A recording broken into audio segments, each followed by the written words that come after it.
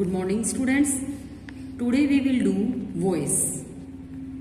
Voice जिसको हिंदी में क्या कहते हैं, वाच्य. वॉइस कितने काइंड के होते हैं? टू काइंड के होते हैं, टू टाइप के होते हैं. Active voice, passive voice. क्या डिफरेंस है इनमें? एक्टिव वॉइस क्या होता है? एक्टिव वॉइस में जो सब्जेक्ट होता है वो उस एक्शन को खुद करता है. सब्जेक्ट जो है उस एक्शन को करता है, वो एक्टिव वॉइस होता है. पैसिव फॉर्म में क्या होगा? जो सब्जेक्ट है, एक्शन पहले हो रहा होता है और सब्जेक्ट जो है उस एक्शन को रिसीव कर रहा होता है, वो हमारी होती है पैसिव. एक्टिव में क्या होगा? Active voice when subject does something. जब सब्जेक्ट जो है किसी एक्शन को करता है वो हमारी एक्टिव फॉर्म होती है. Example, I play football. अब इसमें आई क्या है? हमारा सब्जेक्ट है. प्ले क्या है? वर्ब है. फुटबॉल क्या है? ऑब्जेक्ट है. मैं फुटबॉल खेलता हूं तो मैंने ये एक्शन किया, तो इसमें क्या हमारी ये कौन सी फॉर्म होगी? एक्टिव फॉर्म होगी. Passive when something is done by subject.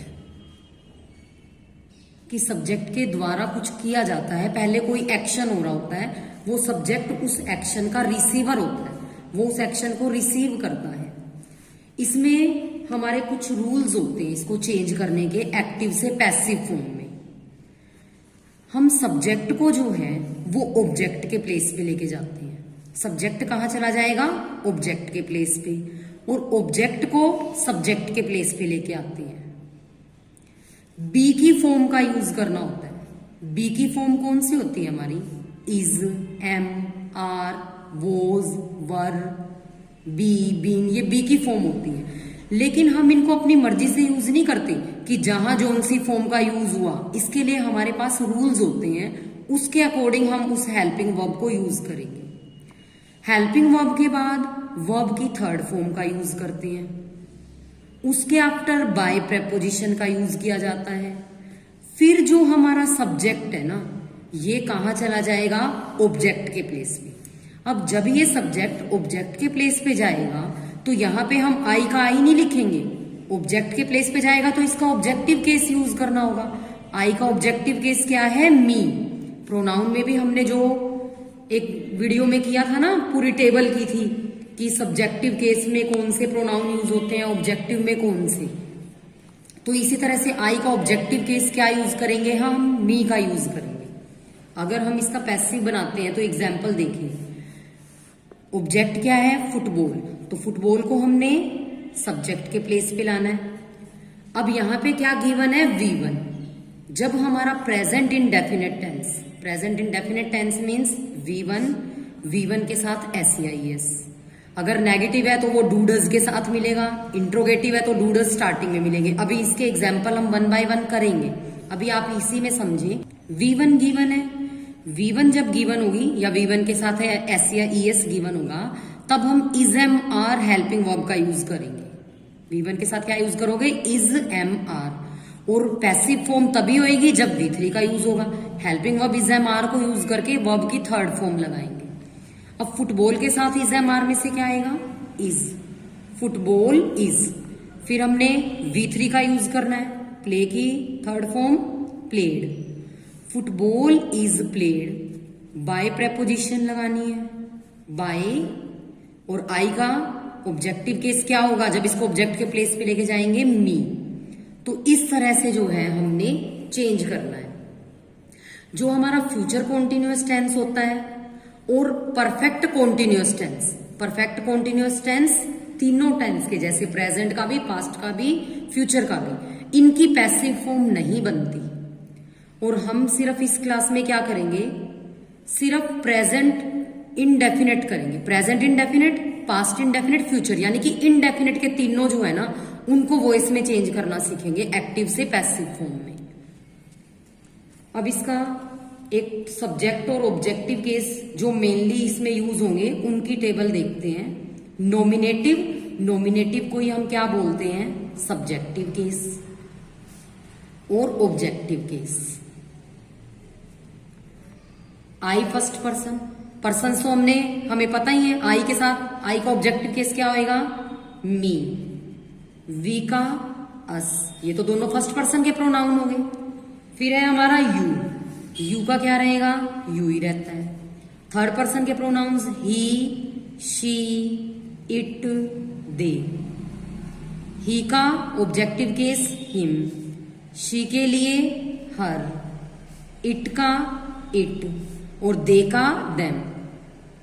और अगर हमारे पास कोई नाउन गिवन है, जैसे सपोज किसी का नेम गिवन है, राम प्लेज फुटबॉल, तो वहां पे ऑब्जेक्ट की जगह पे राम का राम ही रहेगा जब हम उसको ऑब्जेक्ट में लेके जाएंगे। अब हम एग्जाम्पल इनका सेंटेंस स्ट्रक्चर देखते हैं कि जब अफर्मेटिव में क्या होता है,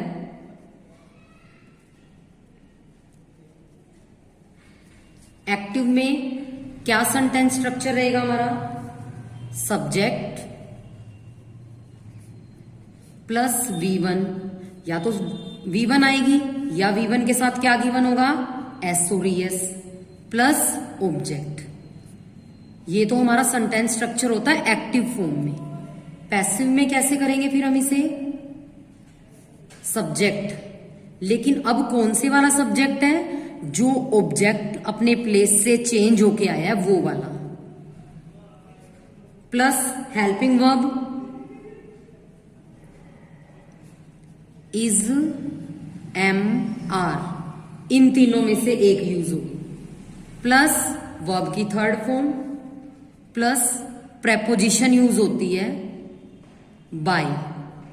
मेनली तो बाय होती है, वैसे और भी लगती है, लेकिन अभी हम सिंपल बाय वाला ही करेंगे। बाय प्रेपोजिशन का यूज करेंगे, उसके आफ्टर क्या करेंगे, ऑब्जेक्ट का यूज। अब ऑब्जेक्ट कौन से वाला है, जो सब्जेक्ट हमारा ऑब्जेक्ट के प्लेस पे आएगा, ये वाला, ये होएगा हमारा सेंटेंस स्ट्रक्चर। आई के साथ क्या यूज होता है, एम, वी, यू, दे, या कोई प्लूरल आ गया, आर, और जो हमारा है ही, शी, इट, कोई भी सिंगुलर गिवन है तब क्या आता है हमारा, इज आता है। अब देखो एक एग्जांपल इसका, ही लाइक्स मी। अब ये आपका सब्जेक्ट है, ये वर्ब होगी हमारी, ये हमारा क्या है, ऑब्जेक्ट। अब रूल्स के अकॉर्डिंग इसको कैसे चेंज करोगे, पहले जो हमारा ऑब्जेक्ट है इसको सब्जेक्ट के प्लेस पे लेके आएंगे, आई, मी का क्या हो जाएगा, आई। अब जो है आपको V1 गिवन है, V1 के साथ SAIS, तो हेल्पिंग वर्ब क्या यूज करनी है, इज, एम, आर, और आई के साथ क्या यूज करते हैं हम, एम का यूज करते हैं। आई एम, वर्ब की थर्ड फॉर्म यूज करोगे, लाइक्ड, फिर बाय प्रेपोजिशन, फिर जो हमारा सब्जेक्ट है ये ऑब्जेक्ट के प्लेस पे चला जाएगा। तो ही का ऑब्जेक्टिव केस क्या होता है, him. I am liked by him, तो ये आपकी जो है पैसिव फॉर्म बन गई है। ये क्या हो गया आपका सब्जेक्ट, ये हमारी लग गई हेल्पिंग वर्ब, ये वर्ब की थर्ड फॉर्म, ये प्रेपोजिशन, और ये आपका ऑब्जेक्ट। कौन से वाला ऑब्जेक्ट, अब जो सब्जेक्ट से बना है, और ये सब्जेक्ट कौन सा है, जो ऑब्जेक्ट से बन के आया हुआ है। अब इसका नेगेटिव में एग्जाम्पल है, she does not sing a song. जो हमारा प्रेजेंट इंडेफिनिट है उसका नेगेटिव कैसे बनता है, डू डज से बनता है। तो है तो प्रेजेंट इंडेफिनिट ही ना, डू डज भी गिवन है, तब भी हेल्पिंग वर्ब क्या लगाएंगे, इज, एम, आर ही लगाएंगे। सेंटेंस स्ट्रक्चर हमारा इसमें क्या रहेगा, सब्जेक्ट, ये क्या है, शी, सब्जेक्ट, डज इसमें क्या है, हेल्पिंग वर्ब, नेगेटिव गिवन है ये, ये सिंग क्या है हमारी, V1 है। ये क्या है, ऑब्जेक्ट है। अब वही ऑब्जेक्ट को सब्जेक्ट बनाएंगे।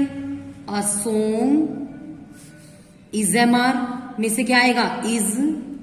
अब नोट जो है वो हेल्पिंग वर्ब के आफ्टर आएगा, थर्ड प्लेस पे। A song is note, third form sung by her.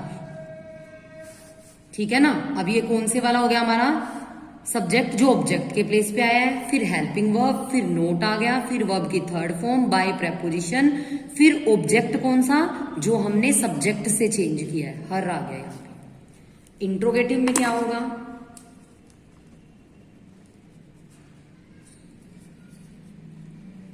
Do they watch a movie. अब सिर्फ क्या रहेगा, हेल्पिंग वर्ब स्टार्टिंग में रखोगे इंट्रोगेटिव में, बाकी सभी वही रूल सेम होंगे। अब अगर आपको ऐसे हेल्पिंग वर्ब लगाने में प्रॉब्लम आती है तो पहले सब्जेक्ट लिख के देख लो, अ मूवी, ये आ गया आपका अ मूवी।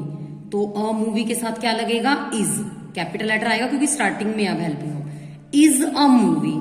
अब हेल्पिंग वर्ब तो पहले आ ही चुकी है। अब V3 watched bye them। Interrogative negative,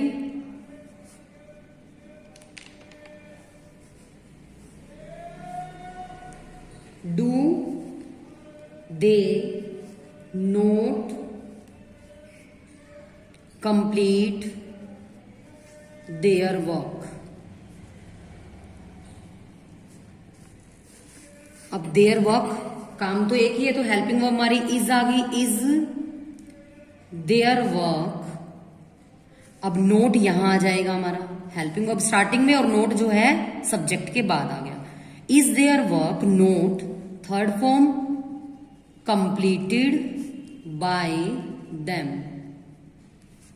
thank you.